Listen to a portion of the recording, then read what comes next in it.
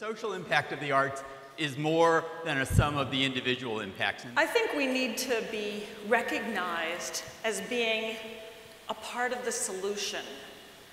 That this is what makes a great city, that when we involve ourselves with our children, with our troubled parts of the city, when we can come together to bring solace at a time of need or celebration in that moment of celebration, but not to segregate us and say, when things are better over here, we'll catch up with you over there.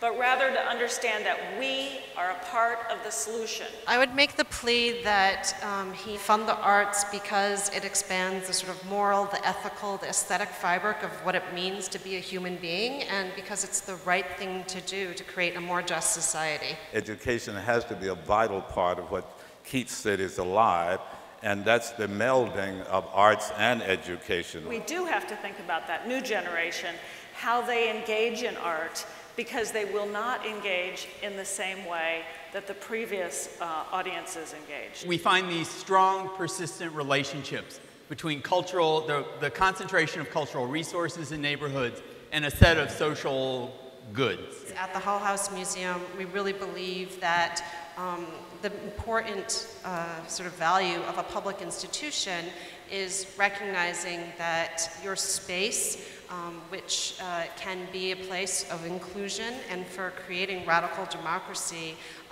really needs to be sort of accessed by the community. As we in the role of people who have responsible positions on these issues should resist the over-quantification of these things that you can't measure and continue to make the argument that there's a role for the intrinsic value of the arts and what they contribute. We really believe that it is really only art, truly only an expression of art, when it is shared with other people. And in that sharing, it's about engagement. The arts have something really critical to tell us about our shared common humanity and what we need to be valuing as a society. What does culture mean? And how does that relate to diverse communities in a city is really important. I mean, it's interesting, though, then the way in which arts funding has cohered around funding for multicultural projects and for diversity. We need to see the arts in the context of notions of social inclusion and social exclusion. And then if we do that, instead of saying the arts are here and these other qualities are over here, that we see the arts as an element of what social well-being is.